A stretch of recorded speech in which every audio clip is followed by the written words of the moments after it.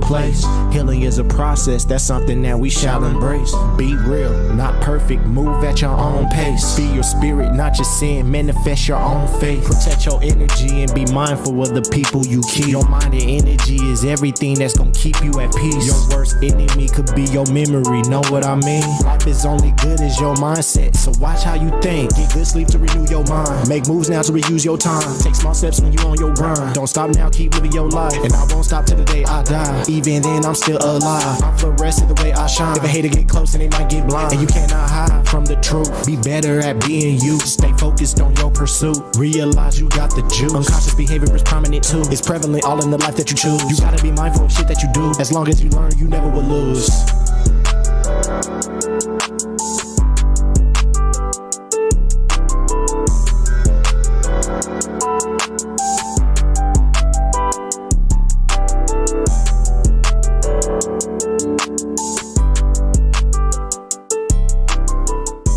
Hey, what's up, everybody?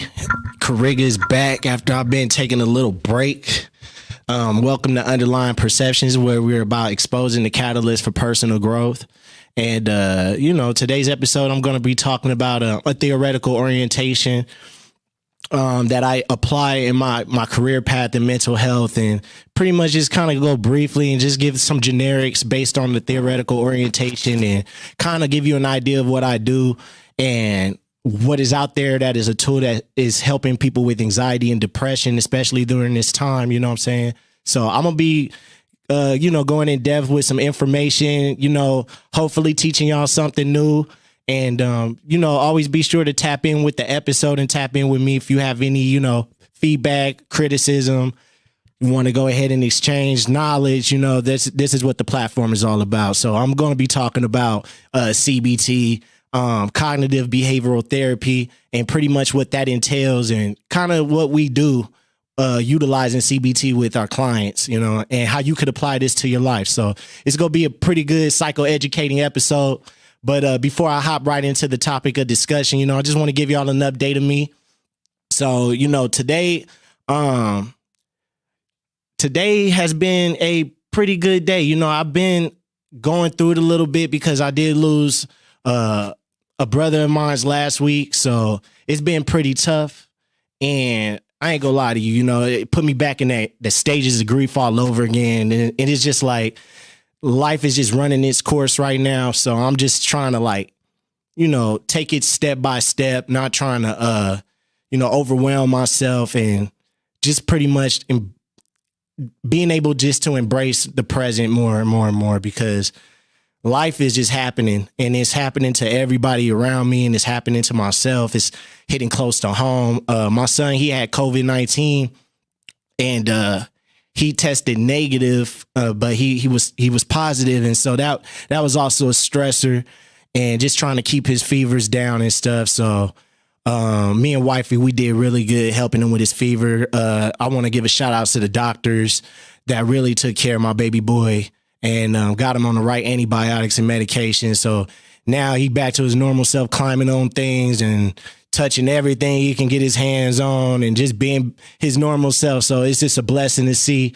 And, I also just want to send my prayers to the family of my brother Tay that is no longer here with us. And, it's very tough. So I ask everybody to just send prayers to the family, please. They can use it. That was my brother, man. And just want to say that I do love you, bro. Life is unfortunate, but God got you. And I truly believe that. So I'll cap it with that one. But please send y'all prayers, man. I'll really appreciate it. I also ended up getting a really great opportunity in the psychology field. And so things are aligning slowly but surely. So all I can say is that thank you, God. You know what I'm saying? Like, I just got to give it to God at the end of the day. I'm a man of faith, and God is guiding me and aligning things, taking things, applying things in my life to where it's just like I have to just embrace the present more. And I'm teaching myself that every day, every second. And making sure that I prioritize my mental health in the process of it all, because a lot of this shit in life is getting overwhelming, and it's not just happening to me, it's happening to everybody, you know. And if y'all can relate, y'all understand that being overwhelmed, man, it just puts you in a position to like depression. It puts you in a position of anxiety, you know what I'm saying? And it's like, how do I deal with it? And sometimes you feel like you have to deal with it alone because everybody else is dealing with their own shit too. So it's like trying to put yourself first, trying to put other people first. It's like, just prioritize your mental health during this time, and you know, we go get through it together, man. I promise. All I can say is that I'm blessed to still be here breathing and being able to still make a difference in my life, still being able to progress and make changes, and you know, just live for whatever time, because it's God's time. And you know, I can't necessarily make promises for the future, so it's just on God's timing. But as I let him take the wheel, you know, I'm riding passenger seat, I'm looking out the window and checking my surroundings and just being aware. So that's an update of me so far. That's what I've been on, focusing on my school. I passed all my classes, all my courses. My comps exam, I passed that last summer. So your boy is on the green light to being a doctor. You feel me? All I got left to do now is just finishing up my dissertation, which I'm taking my time on because I'm going to publish this dissertation. And, you know, being a part of Underlying Perceptions, like I said, you go get love. You know, you're going to get the love, the support, the shout out, the proper recognition in my journal, because I plan on pushing this dissertation out. So, you know, your boy doing real research out here, and this may not be my last research. I got more to do, you know, so I'm just blessed to know that I'm finishing my courses. You know, I passed all my classes. Your boy got a good GPA, and all I got right now is just practicum and internship and finishing up my dissertation, and I get my cap and gown, and then your boy be a doctor. You feel me? So that's the bright side of everything. So I'm just going to keep this education going, continue to feed myself knowledge, and then using this platform to keep teaching you guys what I'm in debt for, you know. But at the same time, like, mental health is just something that I really, really, really embrace, and that I'm just blessed to just be able to keep pushing this out there, whether it's in my music, podcast, and just in my walk in life in general. Mental health is everything to me. So today we're going to talk about CBT, cognitive behavioral therapy, which is a theoretical orientation that I specialize in. So CBT is from Dr. Aaron Beck, which, you know, he's the founder of CBT, and he started his clinician journey in the 60s. And his approach to psychotherapy was pretty much helping us break down our thoughts that lead into our behaviors and feelings. So, you know, it sounds simple, but it's complex at the same time. So I'm going to go ahead and let you know what the goals of CBT, aka cognitive behavioral therapy, is. It modifies the patterns of behavior to alleviate presenting problems, restructures dysfunctional thoughts that impact our relationships and ourselves. So our internal and external locus of control. It teaches us new skills on how to apply it in life and how to look at situations and develop awareness. It helps with communication skills, because that is something that we really have to really work on as individuals, is our communication skills. And communication doesn't necessarily have to be verbal. It's nonverbal too. So being able to be aware of your communication skills, and then how to adapt to others' communication skills. And then problem solving, you know, instead of finding a problem in every solution, let's find a solution to every problem and work on that. And negotiating, you know, coming to a compromise with our feelings, thoughts, and being able to understand we're allowed to feel and have these thoughts, but then it's our behaviors too, and the choice is on you. So your behavior does have consequences. So if, you know, you let your thoughts get the best of you, it can lead to a consequence in your behavior. So these are things to be mindful of. And this is the goal of cognitive behavioral therapy, which I'm going to be calling it CBT the whole time. So when you hear me say CBT, I'm saying cognitive behavioral therapy. For disorders, it does benefit these mental health illnesses such as anxiety, depression, panic attacks, substance use. It does really well with addiction, anger, eating disorders, and phobias. So it's empirical data, evidence-based, and it shows that it has worked just as good as antidepressants. and it's in the statistics. It's also in my research study too. Statistically proven to help people, and it's not the only theoretical orientation in the field of psychology. There's a lot. CBT doesn't necessarily help everybody, but it does a lot within our community, especially when it comes to working with juvenile delinquents. I say working with troubled youth, traumatized youth. That's how I will identify them as, traumatized youth. When I worked in these group homes, we utilize CBT heavy, amongst other theoretical orientations that are out there, which I won't go too much in depth because once again, this can be days of like just talking about it, but I'm going to keep it brief. So letting you know that in these group homes, CBT has did really well with a lot of these youth, and some of the youth that I've worked one-on-one with, man, they became firefighters. Some of them became cops. Some of them are in real estate. Some of them are doing businesses. And the goal of CBT for the youth was to lower the recidivism rate, for them to reoffend, in other words. And so teaching them these ways and having competent therapists, I consider myself a competent therapist. Having competent therapists as a great support system and guiding them utilizing CBT has showed these kids that they're supported, and it helped them restructure those thoughts and shape their reality. So I know that if it can work for you, if it can work for them, it can work for you, but it's all about how you apply. You also got to put your foot in when you work too. The therapist is not God. The therapists don't have all the answers to the person's life. A lot of people have that mindset about therapy and therapists thinking that the therapists have all the answers. Really, we don't have all the answers, but we do all this research constantly, just like a medical doctor with medication.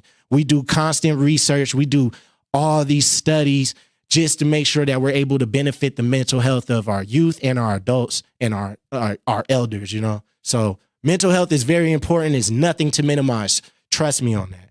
So 5 parts of the CBT.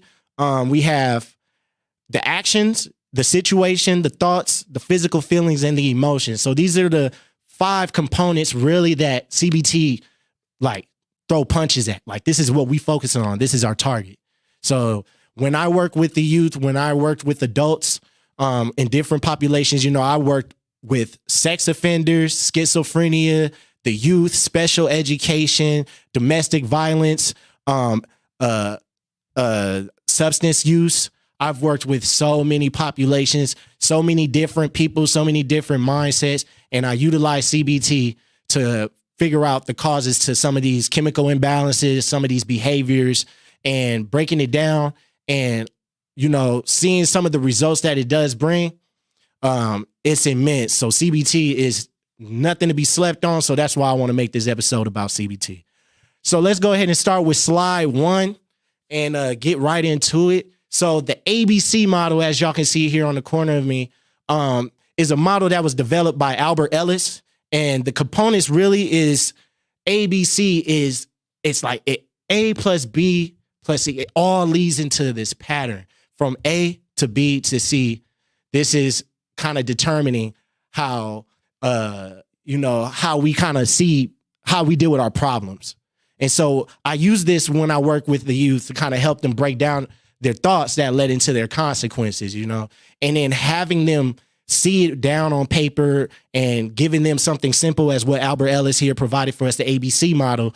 It gives them an idea on what their problem is, where their impairment is, and then trying to find interventions that help them avoid making the same mistake over and over and over to lower the recidivism rate so they don't have to go back to jail, because the goal is to keep them out of the system, So with A, we have the activating event, which is who was the situation, who was involved, what did other people do, what was the role, what emotions were involved. That's your A, the event or the adversity.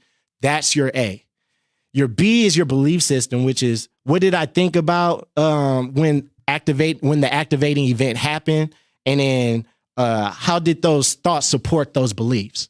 So pretty much like, how the feelings. What was the feelings that you was really getting from that event, and then what thoughts did you connect to that? What belief system did you connect to that event? That leads into C, which is the consequences. as labeled here, Albert Ellis would say the consequential feeling, consequences, which is what kind of emotions was I feeling as a result, or what kind of negative personal behavior did I recognize in the result, or how does that behavior influence my environment? So pretty much it's like a math equation. It's kind of like, okay, this plus this equal this, the consequence. So, I can go ahead and break it down to you in, an example of the ABC model. So we're going to start with A, the adversity, right?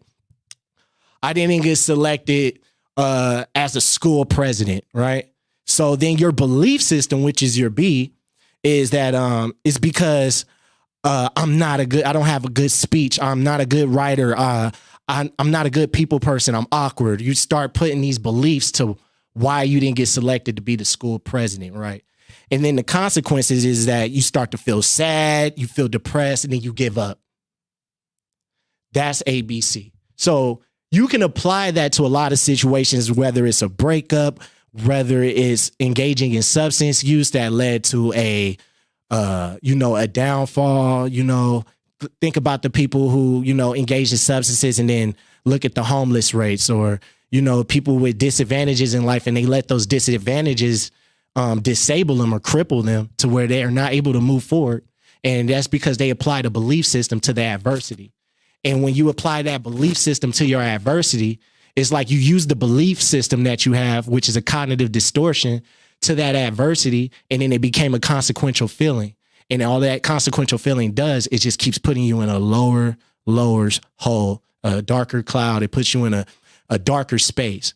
So I want y'all to understand the ABC model in that sense whenever you're going through something, whether it's a road rage, an argument, a job situation, etc. Apply the ABC model, write it down on paper, use it as a journaling, a diary, whatever, write that down on paper, and then you will see what the consequential behavior could be, and then avoid that and take the interventions or the necessary steps to avoid that consequence or having to deal with that consequence because of the belief system you apply to your adversity. That's Albert Ellis' ABC model. That's the best way I can explain it. So CBT pretty much is a circle. So if we could pop up that CBT pyramid and kind of show y'all what CBT really is. So it's a circle of life. CBT is really like a circle of life when it pertains to our mental health, right? You have the thoughts that create the feelings that create the behavior, and the behavior that reinforces the thought. And it just keeps on going that way. So it's just a nonstop circle, because the thing is that you're always going to deal with different adversities. You're always going to deal with different activating events. You're always going to deal with different belief systems that's going to apply to that, different feelings. And then you're always going to deal with different consequences, moderate to severe. That's going to determine your result of what your mental health led to based off your behavior. And this is a circle that's just going to keep going and going. So the thing is that just because you are able to intervene on one situation, you're going to have more situations coming at you in life in general. And so just being able to understand life is going to keep hitting you. Just remember, it's all from your thoughts that leads to those feelings, that leads to that behavior. And the reason why we say we need to focus on those thoughts is because when you let your mind, because it's a mindset thing, you let your mind get the best of you, I always say this, it shapes your reality. And the reason why it shapes your reality is because your behavior that leads into the result of, or the outcome of those thoughts. So we're going to talk about the cognitive triad right here. Once again, it's a triangle, but it's no different. It's still a circle, it's still, it leads to one, it leads to one, it leads to one, and it just keeps going, right? So the cognitive triad from Beck, it here states that you have the negative views about the world that leads to the negative views about the future and the negative views about oneself. So I'm going to go ahead and talk about the negative views about the world. An example of that is just saying like, everyone is against me because I'm worthless, or I don't feel like I'm shit to people. So you put this perception that the world is against you. This is that external locus of control. You know what I'm saying? That you put upon yourself that damages you. And the thing is like, it's a cognitive distortion, which I will be touching base on as at the end of the show. I will be touching base on, but I want y'all to understand that if you ever had a view like this where you felt like the world was just attacking you, whether, you got fired from a job, and then when you left, rain started hitting you. You didn't have a hoodie on. And then when you got into a car, you got into a fender bender. And then when you got home, you just start breaking down, and you just start having these thoughts like, the world is against me. The world is out to get me. The world is just running its course on me. And I just can't seem to get out of this rut. This leads into depression and anxiety. And this depression and anxiety comes to us unconsciously when we don't confront our internal conflicts. So the next one we have is the negative views about self, where it's pretty much saying that I'm worthless and inadequate, incompetent. You start feeling, you start putting yourself down in the midst of all of this. You start really lowering your self-worth. And that's just because you start losing hope, or you don't have a support system. And so, you're seeing the world in this way, and then you see yourself in this way. And then how you perceive the future is being like, I'll never be good at anything, and you're saying that, but not giving yourself a chance to just express your vulnerabilities or allow yourself to just feel, and then working on steps to like, okay, what can I do differently? Because at the end of the day, life is still going. Who's to say what happened to you today is going to happen to you tomorrow? You know what I'm saying? How you treat today is going to bridge into tomorrow. So just know, like, you always can start over. You can always have a refresh, but these things do happen to us, and it's a normal thing. It's okay to go through this. You know what I'm saying? I've been through the triad. I've been through the ABC model process. And to be honest, I'm probably still going through it. You know what I'm saying? I'm still going through it. So it's like being able to be aware of a cognitive triad, being aware of your ABCs in life is going to help you deal with life differently. That external and internal locus of control could be shifted. You know what I'm saying? So that's the cognitive triad I want y'all to, also apply to your life. Like, if you ever felt like you had a negative view of the world, a negative view of self, and a negative view of the future, just know, like, that's just your anxiety or depression that's kicking in that moment. And be aware that you're going through an anxious moment or a depressive state, and then make that intervention. What could you do differently to better the situation? You know what I'm saying? So of course, we can go in depth about it, but like, what you would do is you would lay out goals for yourself. You would start creating these interventions that help the person challenge themselves. And when they do come across this situation, we base our results based off of the behavior. Like, well, you're used to doing this every time this happened, or every time this happened, you always do this. And then seeing a shift in your behavior and a shift in the way you move and making a change in your steps in life when you go through these trials and tribulations is the result that we're looking for. It's like, okay, we see you progressing, we see you making change, because we don't expect perfection. Once again, that's the mantra of the show. That we don't expect perfection, not even in mental health, because the therapist ain't even perfect. But what we can do is we can utilize interventions to better our circumstances. You know what I'm saying? So, like I said, I was going through all that, right? And a lot of that, it leads into cognitive distortions, which is an impairment to our daily functioning, So you're like, what is a cognitive distortion? A cognitive distortion is a distorted thinking that leads into this distorted reality that you paint. So we're going to go ahead and bring up the list of cognitive distortions. And I'm going to tell you what all the cognitive distortions is. So the forms of distortion, we have number one, all of nothing thinking. If y'all remember all of nothing thinking, I was talking about that on my resolution episode. So make sure you tap in Room Service Radio. Check it out. All right. All or nothing thinking. Number two, we have overgeneralization. 3, we have mental filter. 4, we have discounting the positives. 5, jump into conclusions. In mind reading, fortune telling. 6, we have magnification and minimization. 7, we have emotional reasoning. 8, should statements. 9, labeling. 10, personalization and blame. So I'm going to go ahead and kind of go over those. I'm going to give a definition to them, and then I'll throw out some examples to give you an idea of these forms of distortions that we deal with. Everybody in this world that has a mind that lives and breathes on planet Earth deals with a form of distortion.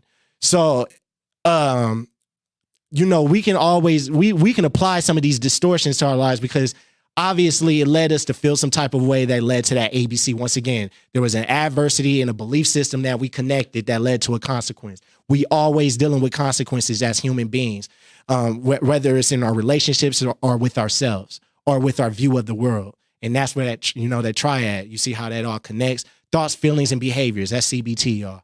So let's go ahead and talk about what all or nothing thinking is where you think things are absolute.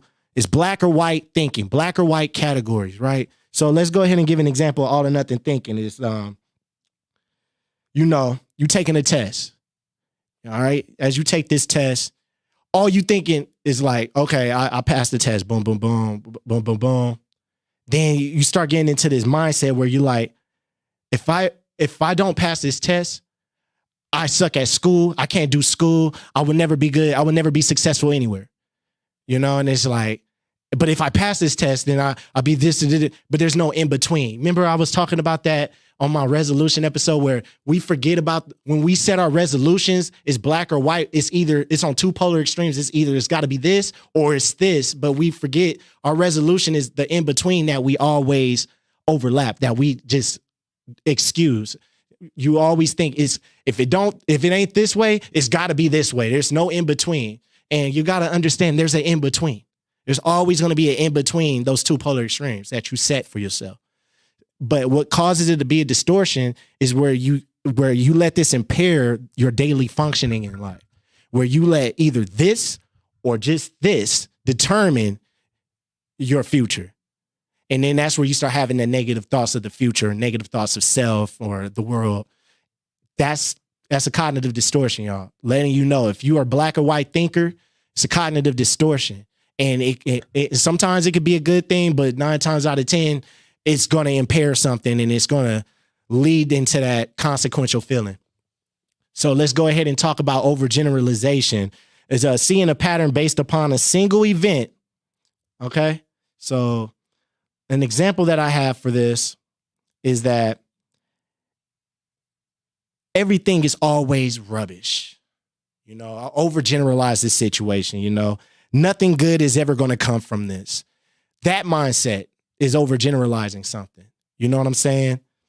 So kind of give you an idea is where you look at a negative event as a never-ending pattern, like the person who's in a relationship, and just because they had one bad relationship, they think all relationships are going to be like that.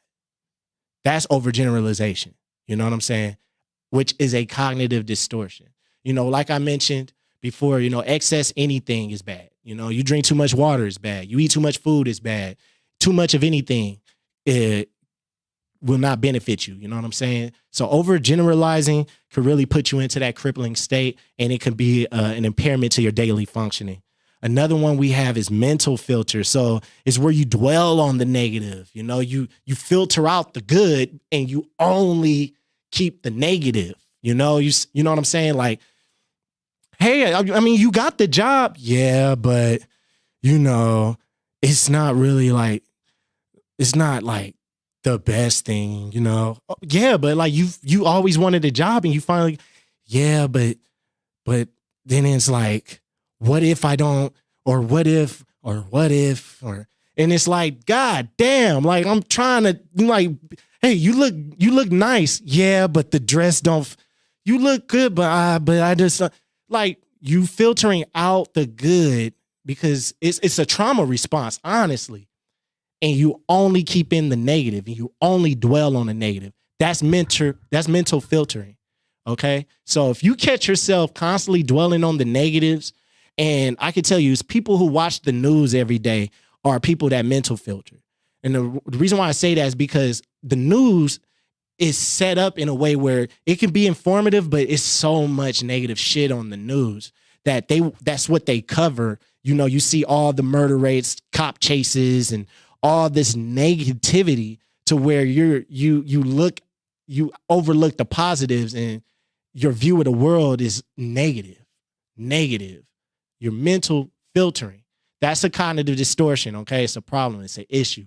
You catch yourself mental filtering, be aware of that, and then what can you do to change that thought pattern, change that thought, because that's a reality thing. You're painting your reality this way.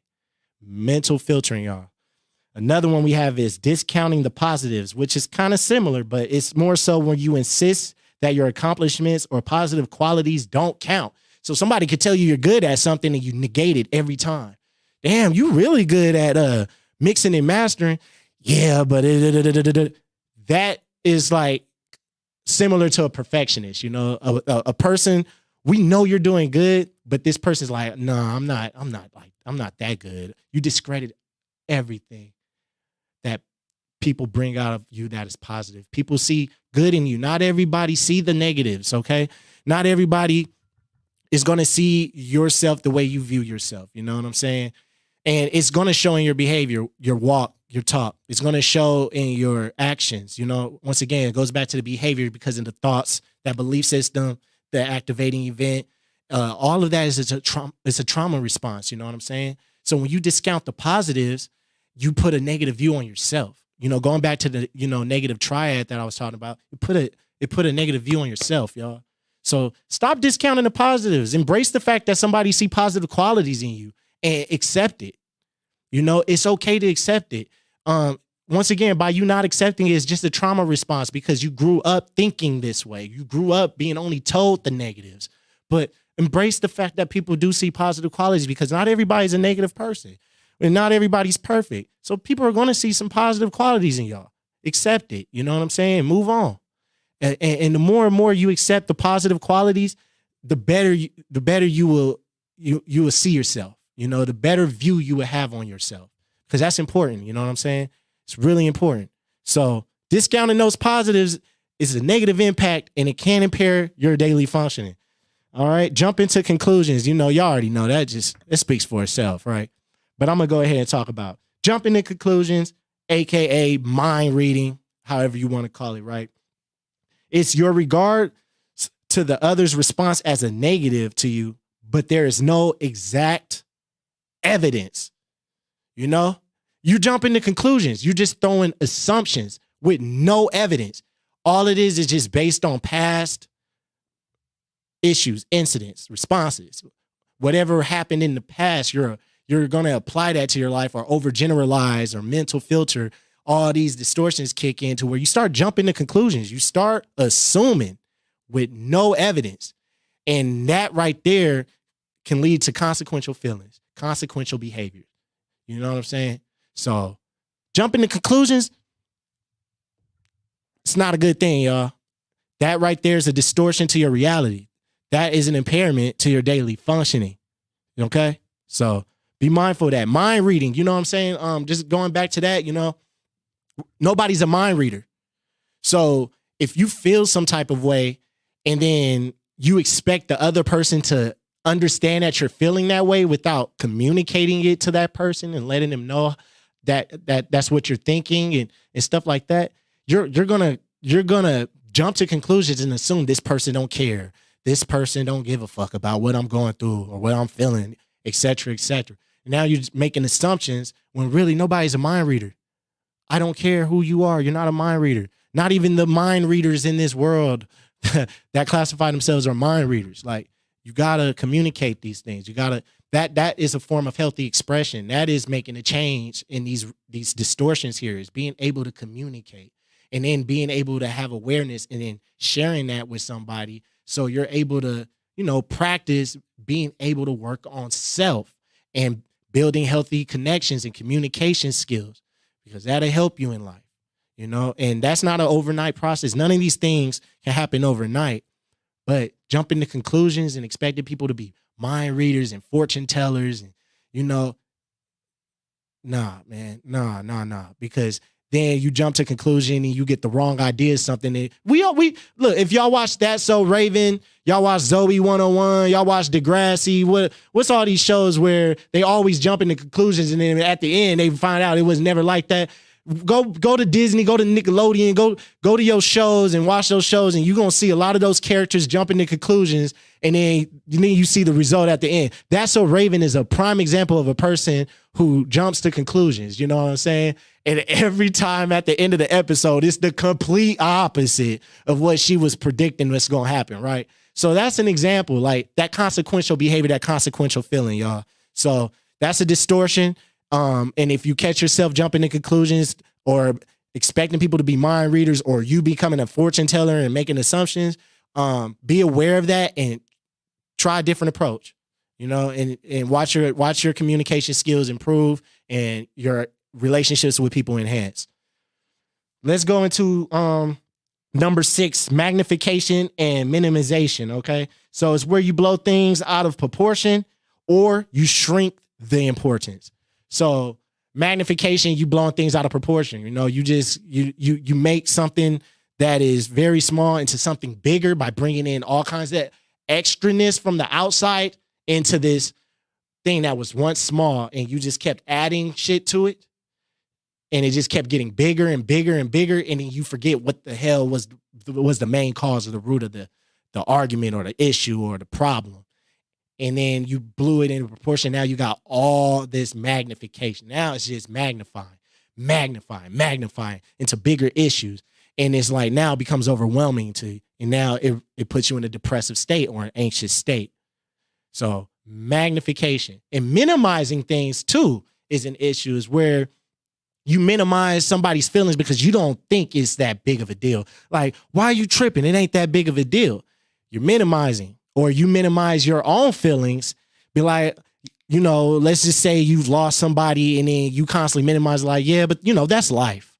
That's minimizing, because deep down inside, you're bottling up these emotions, and eventually you're going to get sick. And when you regurgitate these emotions, it's regurgitated in the most harmful way that, that doesn't really better your circumstance or better you mentally. So minimizing things and magnifying things is an issue. It's an impairment to your daily functioning. I use those words because these are CBT terms.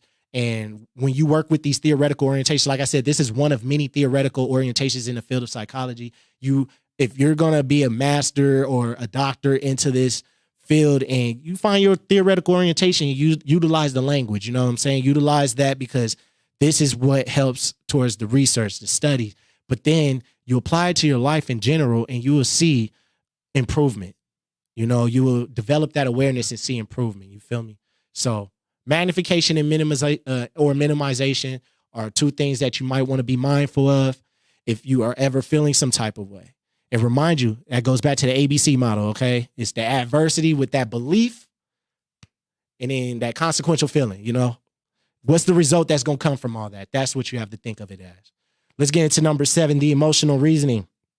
Is you reason with how you feel. Like, you let your emotions get the best of you. So let's say you're playing basketball, something, just as a light example. You're playing basketball, you break a shot, and you're like, I'm stupid, I feel like an idiot, I shouldn't even be doing this, I'm not even that good, I don't know why, I suck. Boom, boom. You start putting all these negative connotations, and you start applying these like, it's kind of like you're applying these labels to you, which is another kind of distortion that's separate from this. But you let your emotions get the best of you. Now you say, I feel like an idiot, so I really must be one. I feel stupid, so I must be really stupid. And then you set that belief constantly, then it leads into other cognitive distortions. Once again, like I was talking about, mental filtering or discounting the positives, and all that plays a factor when that emotional reasoning kicks in. Don't let your emotions get the best of you. It's okay to feel. It's okay to have emotions. We're human. We always have emotions. But don't let that get the best of you. You know what I'm saying? Because it will impact your decision-making skills. And when your decision-making skills are impaired or impacted negatively, then you already know what that leads into, that consequential feeling, that consequential behavior. You know what I'm saying? Think about some of the consequences that led people to, death or jail, or homelessness, or getting fired from a job, or break up in a relationship, or kicked off of the team, or kicked out of school. Like, what's all these are just minor, these are examples that let you know, like when you let your emotions get the best of you, it could be your greatest downfall. You know, that negative view on self because you let your emotions get the best of you could be your greatest downfall. And that is an impairment to your daily functioning, y'all. A should statement. So it's where you criticize yourself or other people with should statements. Like, you know, the should statements, the ought statements, the must or have to statements. When you use those words like I should be there. I should be in this position in my life. You should be doing this. You should be doing that. When you do that, them should statements, they take away from the fact like, why should you do that? Why should they do that? What's the point of saying you must do that? You have to do that. What are you using as a defense mechanism to, like, you know, mask? What are you masking, in other words, with these should statements, you know? And that can be an impairment to your daily functioning.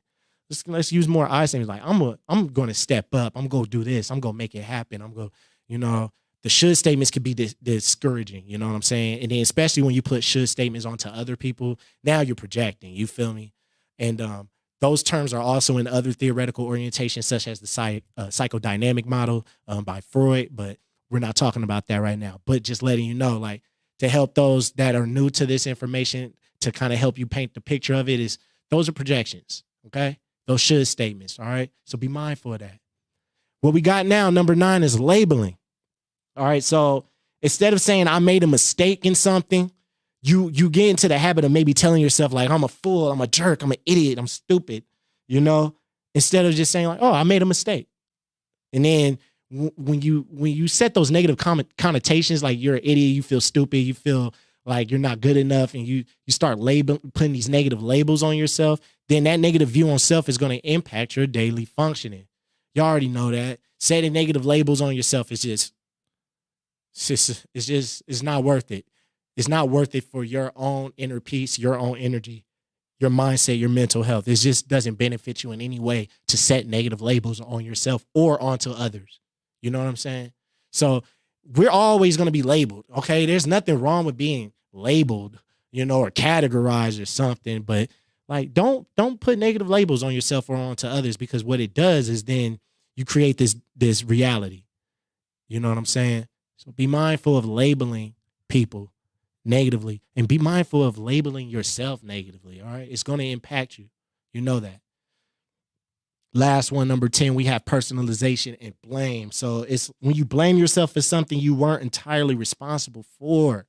You know, let's just say somebody passed away, and then you start blaming yourself, thinking like, I should have did this, I should have been there. The should statements come in. You see how all these cognitive distortions kick in? It's like when you have one, you may activate 3 of those that's on the list from that one. You know, so when you put the blame on yourself for something that you shouldn't blame yourself for, SA victims. All right, I'm going to get into something more touchy. All right, a touchy subject is SA victims have a problem with this cognitive distortion here. And this is why when I've worked with child trafficking, organizations. So I've worked with clients, male and female, that was in the midst of child trafficking. So I've worked in that field too. And I'm going to tell you, that's a very, very, very tough field.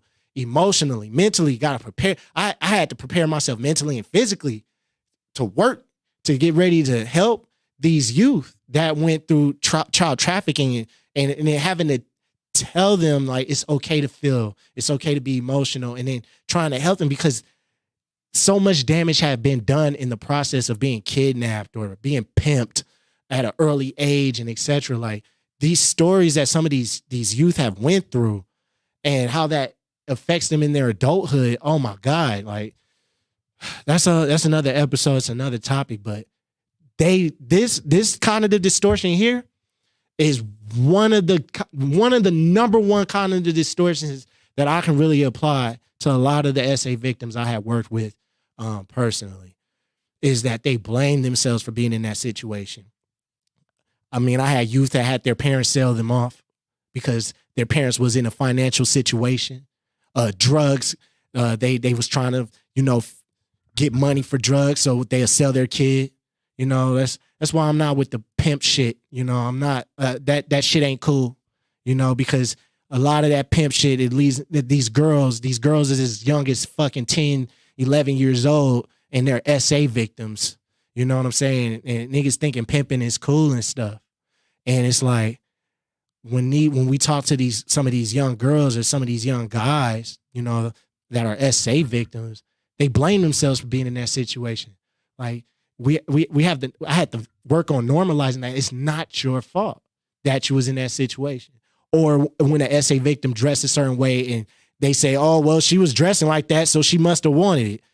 You know, that shit.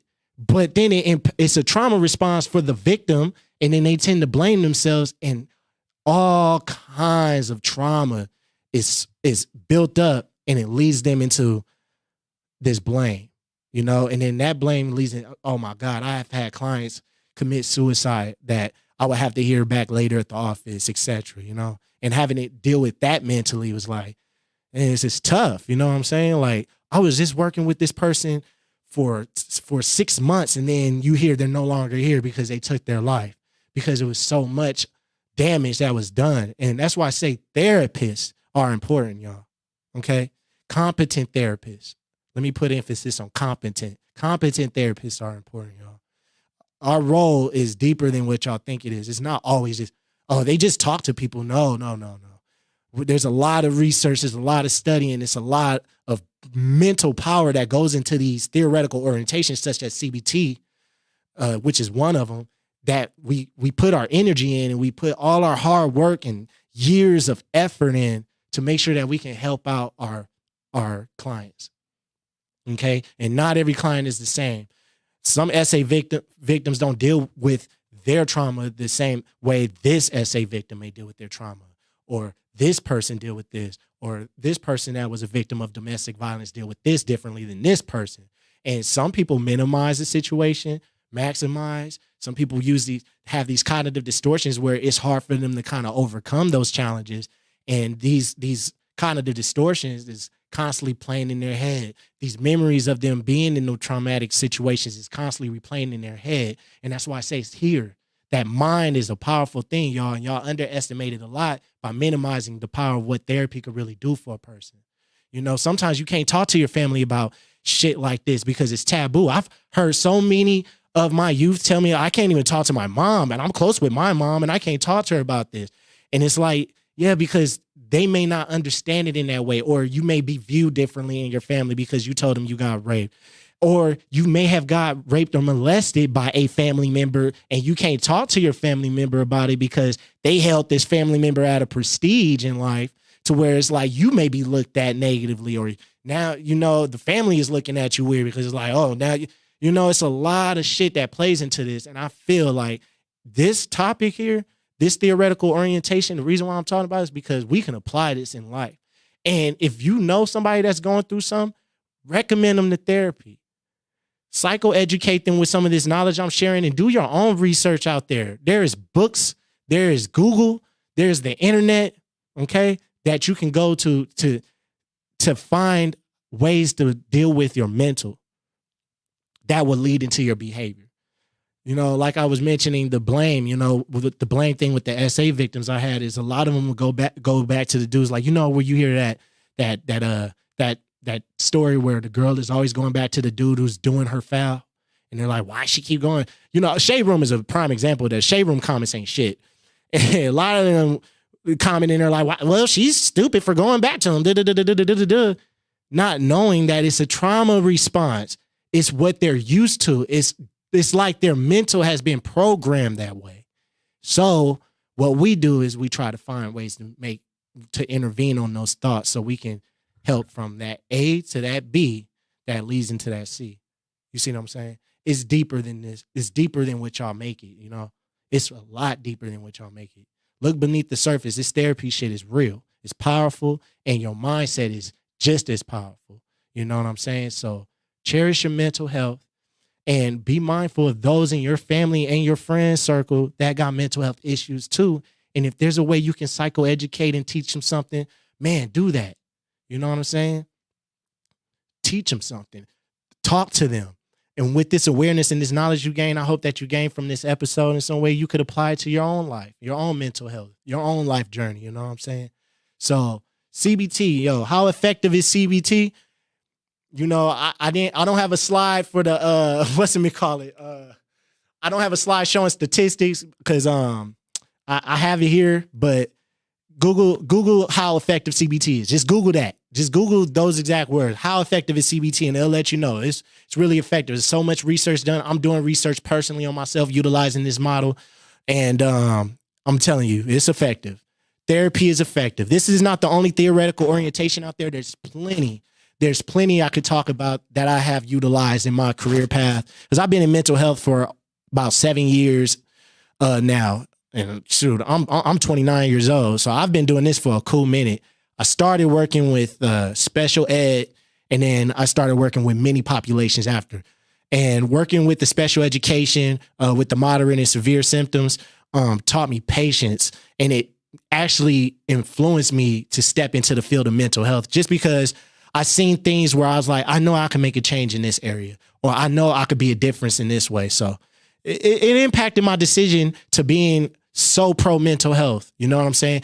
I'm so pro mental health that I started working on my mindset. Like, listen to my old music as when I went by the name Cariga, you know, where I started my own genre called grim shit, being influenced by 3 6 Mafia, Tech 9, Twista, you know, Bone Thugs and Harmony. I was into that, you know, the dark stage of rap. And when I would make music, that's how I would express myself, my anger and what I was going through.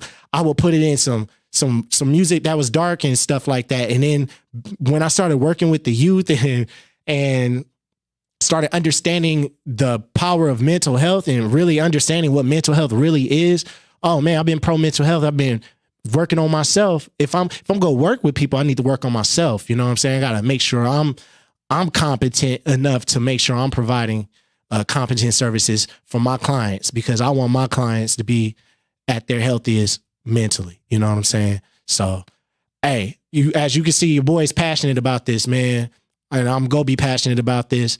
And underlying perceptions is so lit that I can just sit here and give y'all some lectures on like what I'm learning in school and what I'm learning in my experience, because I've worked with a lot of populations. I've worked with a lot of trauma. I've also had to deal with my own trauma working with other people's trauma. You know, vicarious trauma is a thing. You know, secondary trauma is a thing. Where you take somebody else's trauma, it's like you're living their trauma because you hear their stories all the time. I've dealt with that. And then I had to go home and reflect and work on myself, and, you know, losing clients that I was close to or was working with, and then hearing some of them take their lives and et cetera. Like, this field is tough, you know, and you have to be mentally aware and mentally strong to be able to deal with somebody else's stuff. You know, that's why I say a lot of y'all friends may not be able to have that capacity to help you when you're at your lowest, because they may be at their lowest. And it's just like, you know, sometimes it'll make us feel pressure to where we're like, we don't have nobody. We don't have nobody. But a support system is always important, and develop that support system. Open up that communication, and remind you don't have to tell your family everything. If you feel like you're going to get this perception and stuff, go see a therapist and do your research on the therapist too. Once again, I can provide you guys the APA ethics and principles if y'all ever need it. Inbox me on Instagram or tap into my website and hit my email up, xcariga@gmail.com. Tap in with me. I'll send you the APA ethics so you know what to look for when you're working with a therapist, because I want you guys to go find y'all the right therapist, all right? Because there's a lot of therapists out there that ain't right, all right? You know, the goal is not to do harm for our clients at all. So y'all need like, hey man, what should I look for in a therapist? Boom, boom, boom. Tap in with your boy and I'll get you the right information. I'll lead you the right path, and then do your research, and then go find you a therapist, y'all. Find you a therapist that you can work with. Find a therapist that keep it real. Don't go to the therapist that's always textbook. Go to a therapist that can keep it real. You know what I'm saying? Somebody that can actually connect and work with you through your trauma. Okay. Because that's important. Because if you're working with somebody that's just going to constantly textbook everything and not acknowledge real life experiences and real life feelings, and you can tell, you know, you can catch the vibe, then it's not going to benefit you. So don't work with that type of therapist. And my thing is you're going to go through different therapists. You know, some people get lucky when they just go to a therapist and their first therapist is the one for them. But me, I had to go through 4 therapists to find the right one at the time, you know? And as I went through those 4 therapists, it taught me what type of therapist not to be. I'm gonna be 100 with you. I'm not saying nobody's names. I'm not grimy, but it taught me what type of therapist I shouldn't be. For real, for real. So when I work with my clients, you know, I know what therapist that I would want for myself, and I try my best to provide that for my clients. And I also listen to my clients with, you know, like what's in every situation. I'm all right. This is a key one. This is a key one before I wrap it up. If they not addressing boundaries the first session, that ain't the therapist for you. Listen to me when I say that. If they ain't talking about boundaries the first session, I ain't talking about session 2. I ain't talking about session 3. I'm talking about session 1. If they ain't talking about boundaries, don't fuck with them. Straight up. It's not going to go well because they going to feel that they can do this and this and this, and they're putting their boundaries top tier. Like, if they're not talking about, because the thing is as a therapist, we need to respect our clients' boundaries too. The words we use, the way we approach the situation, tonality, body language, sense, you know, cologne, certain things that may trigger. There's a lot that goes into it. That's why you talk about boundaries. So when you do have these sessions, as a therapist, you would know what lines not to cross and then help them deal with certain things, you know, unless you're dealing with an exposure therapist that's actually their intentions is to fuck with your boundaries to help you overcome that, then go look for an exposure therapist. But 100, if they ain't talking about boundaries in the first session, listen to me when I say that. Don't fuck with them, y'all. Keep it 100. Do your research on your therapist. If the session ain't where you want it to be, find another therapist. You're allowed to do that. You're not entitled to just stay with that therapist. Okay, y'all? So that is CBT, Cognitive Behavioral Therapy by Beck. And Albert Ellis, also a collaborating factor with Beck by applying his ABC model. Check out the cognitive triad, do y'all research, and then look at those cognitive distortions, do research on that, and, you know, see if you dealt with any of those cognitive distortions in any situation, or if you're still dealing with some of those, and seeing what you can do to intervene on those negative thoughts so you can paint your reality a lot different. You know what I'm saying? So, yo, that's Underlying Perceptions. Once again, man, another fire episode here at Room Service Radio. Tap in with them. Room Service Radio, Instagram, you know, it's here. The website, check them out. Tap in with all the other podcasts and tap in with your boy on Instagram, all social medias, Cariga, and my website. My website will lead you to all my platforms, YouTube, TikTok, Instagram, my website, my music, all of that. So xcariga.com. I always tell people, just go to my website. You'll find everything you need about me. And that's my show, y'all, man. And thank you for everybody tuning in. Once again, I got nothing but love for all the supporters of the show, for everybody that's engaging. Thank you for all the constructive criticism. I get the emails, so I'm going to be doing some stuff with that, like, you know, like bringing up some comments, some emails, and then kind of discussing it. You know, I'll keep it anonymous, but if you would like for some of your responses to be on the show, let me know that, and then I'll put it on the show. I'll make a segment of that where I'm like, all right, so I got a comment, I got an email that, you know, if you give me the green light, then I'll do it. If you don't, then just know that it's confidential, player. So I appreciate all feedback, and keep tapping in because, you know, there's more knowledge to give. So once again, y'all know the mantra, be real. You don't have to be perfect. Much love.